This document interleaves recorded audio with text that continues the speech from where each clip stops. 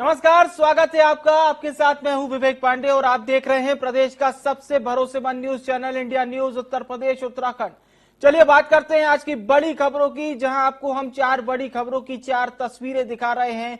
4 तस्वीरों में पहली बड़ी खबर लखनऊ से है, जहां केंद्र और उत्तर प्रदेश की सत्ता पर काबिज भारतीय जनता पार्टी मोदी सरकार के 9 साल पूरे होने का जश्न मना रही है। मोदी सरकार के 9 साल पूरे होने पर जश्न के साथ साथ बीजेपी ने लोकसभा चुनाव की तैयारियों को भी शुरू कर दिया है। बीजेपी का फोकस अभी यूपी की उन सीटों पर अधिक है जो सीटें इस समय विपक्षी पार्टी के समय उनके पास है। और आपको बता दें, बीजेपी के प्रदेश अध्यक्ष भूपेंद्र चौधरी और संगठन मंत्री धर्मपाल सिंह ने लखनऊ में विस्तारकों के साथ एक बैठक की। इस बैठक में विपक्ष के कब्जे वाली 14 सीटों को लेकर विस्तारकों को बूथ लेवल पर संगठन का ढांचा दुरुस्त करने के साथ ही प्रभावी मतदाताओं के साथ संपर्क में पार्टी के लिए सेतु का काम करने का टास्क भी सौंपा गया। वहीं दूसरी बड़ी खबर भी लखनऊ से ही है, जहां बीजेपी ने लोकसभा चुनाव को लेकर तैयारियां तेज कर दी हैं। इसी सिलसिले में उसने यूपी में सांसदों से परफॉर्मेंस रिपोर्ट कार्ड मांगा, जिसके लिए उनको एक फॉर्म भेजा गया। इस फॉर्म में सभी सांसदों से महाजनसंपर्क अभियान की रिपोर्ट मांगी गई और पूछा गया कि कितने घरों तक पहुंचे। वहीं पीएम मोदी 27 जून को सभी बूथ कार्यकर्ताओं से संवाद करेंगे। तीसरी बड़ी खबर भी लखनऊ से ही है, जहां लोकसभा चुनाव को लेकर राजनीतिक दलों ने तैयारियां शुरू कर दी हैं। बीजेपी और समाजवादी पार्टी के बाद अब बसपा भी मिशन मोड में आ गई है। बीजेपी ने सभी सांसदों की रिपोर्ट कार्ड को मांगा, तो वहीं बसपा ने सभी पदाधिकारियों की कल बैठक बुलाई। मायावती ने लखनऊ में सभी को इस बैठक में बुलाया है। और आपको बता दें, आगामी लोकसभा चुनाव को लेकर रणनीति बनाई जाएगी। चौथी और आखिरी बड़ी खबर जीवा हत्याकांड से जुड़ी हुई है, जहां पुलिस की पूछताछ में संजीव जीवा के हत्यारे ने नए नए राज खोले। हत्या के पहले कुछ भी न खाने की कसम भी खाई थी। तो ये वो 4 बड़ी खबरें हैं जिससे हम आज आपको रूबरू कराएंगे। सबसे पहले खबर का रुख करेंगे लखनऊ का। 2024 को लेकर एक्टिव मोड में नजर आ रही है बीजेपी। 80 सीटों पर कमल खिलाने की तैयारी शुरू। हारी हुई 14 सीटों को मजबूत करने में बीजेपी जुट गई है। हारी हुई सीटों की विस्तारकों को जिम्मेदारी दे दी गई है। सभी विस्तारकों को हर महीने देना होगा फीडबैक। विपक्षी नेताओं को तोड़कर पार्टी में लाने का लक्ष्य है। विस्तारक प्रदेश मुख्यालय के निर्देश पर करेंगे काम। कामकाज में स्थानीय पदाधिकारियों का कोई दखल नहीं होगा। भारतीय जनता पार्टी का फोकस उन 14 सीटों पर है जिस पर साल 2019 में भाजपा को हार का सामना करना पड़ा था।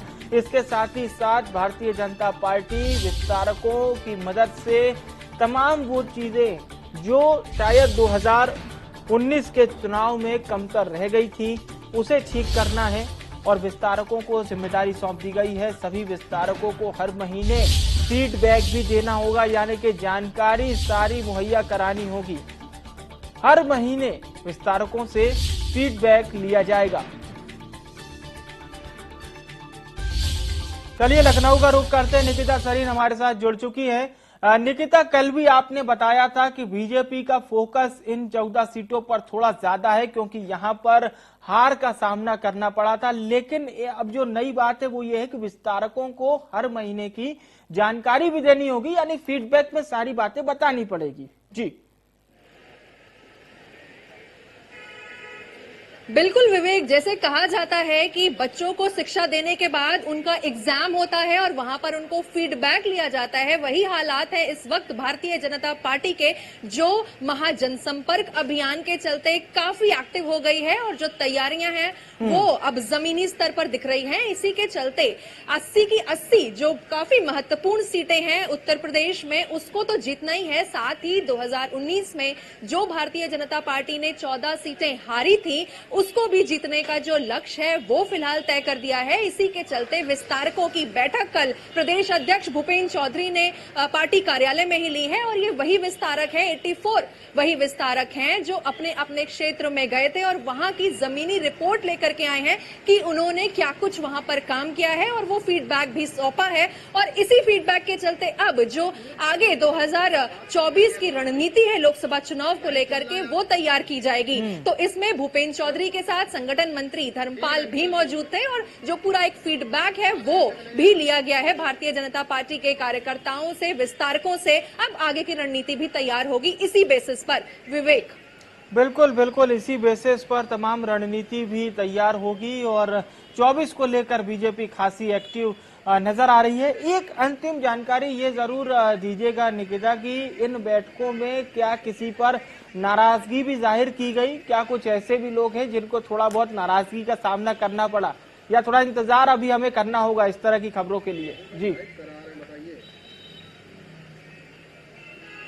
बिल्कुल विवेक, जब कोई जमीनी स्तर पर काम करता है तो थोड़ी बहुत गलतियां होती हैं और गलतियों के बाद उसको थोड़ी बहुत डांट पड़ना भी लाजमी है ताकि वो आगे के लिए अलर्ट हो सके। और यही एक वजह है कि कल ये बहुत अहम बात आपने कही, आगे के लिए अलर्ट होना बहुत जरूरी है। बने रहिएगा निकिता हमारे साथ, एक बार फिर आपका रुख करेंगे। बड़ी खबर के लिए फिर से रुख करते हैं लखनऊ का।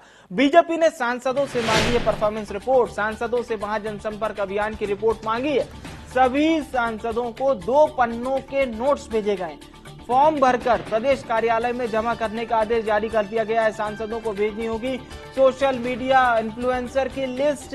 27 जून को बूथ कार्यकर्ताओं से संवाद करेंगे देश के प्रधानमंत्री नरेंद्र मोदी। तो ये सांसदों का टेस्ट है और भारतीय जनता पार्टी जब अपनी परीक्षा लेना शुरू करती है तो उसमें बीजेपी से जुड़े सभी लोग शामिल होते हैं और सांसदों का टेस्ट लिया जा रहा है। और ये 2 पन्नों की रिपोर्ट है, इसे सांसदों को भर के प्रदेश कार्यालय का जमा करना होगा। निकिता का एक बार फिर से रुख करते, लगातार लखनऊ से हमारे साथ बनी हुई है निकिता। अब सांसदों से भी टेस्ट लिया जाएगा और कहीं ना कहीं ये एक बड़ा आधार बन सकता है 2024 में जब टिकट की बारी आएगी। बिल्कुल, अब सांसदों की अगर मैं बात करूं तो उत्तर प्रदेश में लोकसभा के टोटल 66 सांसद हैं और जब उनके एरियाज में अगर बात करूं लोकसभा में तो उनको 10-10 ऐसे 100 ऐसे कार्यकर्ता को और ऐड ऑन करना है जो scripting wise, social media wise काफी बेहतर हो। और अब उन्हें जो 2 पेजेस का फॉर्म है उस पे भी एक कह सकते हैं रिपोर्ट कार्ड तैयार करके देना पड़ेगा। एक फीडबैक होगा कि उन्होंने अपने अपने क्षेत्र में कितना काम किया है। तो इसके लिए आज जो 2 पेजेस का फॉर्म है वो भी सौंपा गया है और ये फॉर्म भरने के बाद वो पार्टी कार्यालय में या दिल्ली में सांसद में उनको सबमिट करना होगा, जिसके बेसिस पे अगर उनका काम अच्छा है तो टिकट भी मिल सकता है, लेकिन अगर काम थोड़ी सी भी कमी आई तो टिकट कटने का काम भी हो सकता है। और यहाँ पर सबसे बड़ी बात ये भी देखी जा रही है कि फिलहाल भारतीय जनता पार्टी कोई कमी नहीं छोड़ना चाह रही है मिशन 80 को लेकर के। हालांकि भारतीय जनता पार्टी का दावा तो है कि वो 80 में 80 सीट लेकर के आएगी, लेकिन अभी भी कहीं ना कहीं उनको एक खतरा जरूर लग रहा है, क्योंकि जिस तरीके से समाजवादी पार्टी भी अब बीजेपी को देखा देखी सॉफ्ट हिंदुत्व पे आ रहा है, हालांकि वो काफी कंफ्यूज नजर आ रहा है, लेकिन फिलहाल बीजेपी की जो जमीनी स्तर पर तैयारियां हैं वो दिख रही हैं और अब रिपोर्ट कार्ड भी सभी सांसदों के तैयार हुए जाएंगे, जिसके बेसिस पर उनको आगे का जो रिपोर्ट कार्ड है वो तय करना होगा और यही रिपोर्ट कार्ड उनके टिकट्स का भी ऐलान कराएगा। बिल्कुल बिल्कुल, बहुत अहम जानकारी आपने हमारे दर्शकों तक पहुंचाई है निकिता, क्योंकि महापरीक्षा, अग्नि परीक्षा सब कुछ है बीजेपी के लिए भी। अगर सत्ता में बने रहना है तो यूपी का साथ मिलना बहुत जरूरी होगा। शुक्रिया आपका, तमाम जानकारी हमारे दर्शकों तक आपने पहुंचाई।